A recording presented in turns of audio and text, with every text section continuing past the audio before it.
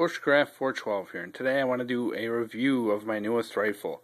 This is the Kel-Tec SU-16 223, or the 5.56 NATO round.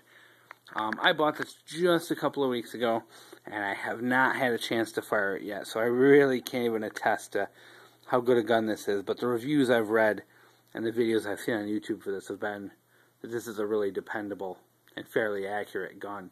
Especially for the price point, which is around $500. Let's get into a little bit of philosophy here. As I mentioned in videos before, I hike, I backpack, I camp, I'm into primitive camping, bushcraft, things like that. I'm always outside. I spend, between 30 and 50 nights outdoors a year, in winter, spring, summer, in New York State, which can be, from 100 degrees down to negative 30 degrees.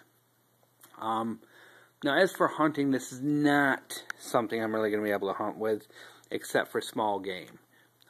This is something you could definitely use for coyote or small game like that, but in New York, this is not an adequate deer rifle, nor is it even legal for deer in New York.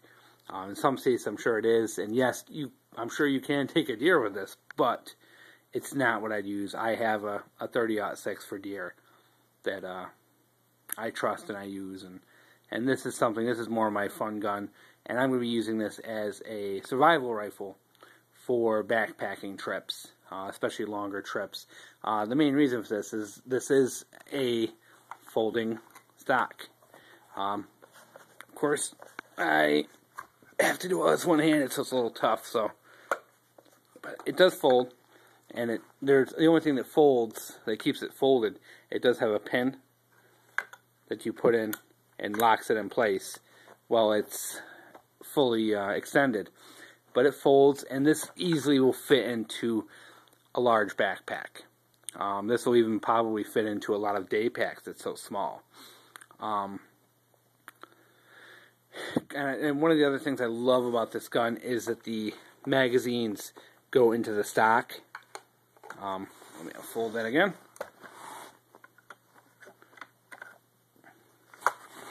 The magazines clip into the stock, and you can put two 10-round mags in here or one 30 sideways. But you can keep them in there. You don't have to worry about losing them. Great storage right there. I love that feature. This gun is pretty much, it takes the AR-15 magazines. Which I love. This gun is kind of like a combination of like the AR-15 and the AK-47.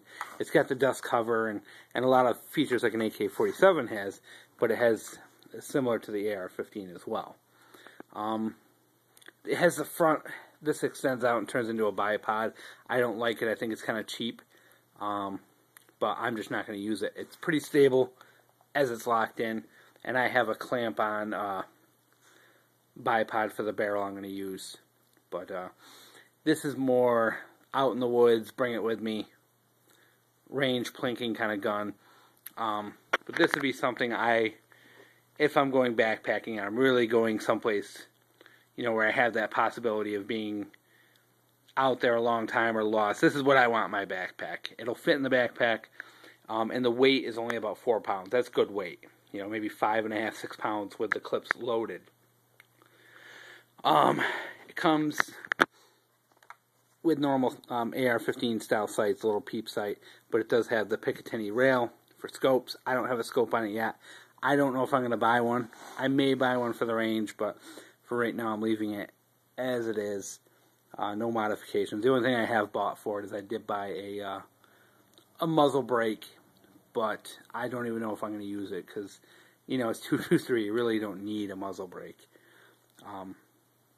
But as far as philosophy goes, survival rifle, the 223 is a good round. It shoots flat and fast. It's cheap. I just bought 200 rounds for about $40. And, from everything I've seen, this is a good, dependable gun. When I bring this to the range, I'm going to do a video from the range. Show you some accuracy, reliability, things like that. Because I do have a couple different types of ammo to test out already. But I just wanted to show it. Because I think this is about as good as you're going to get for a survival rifle.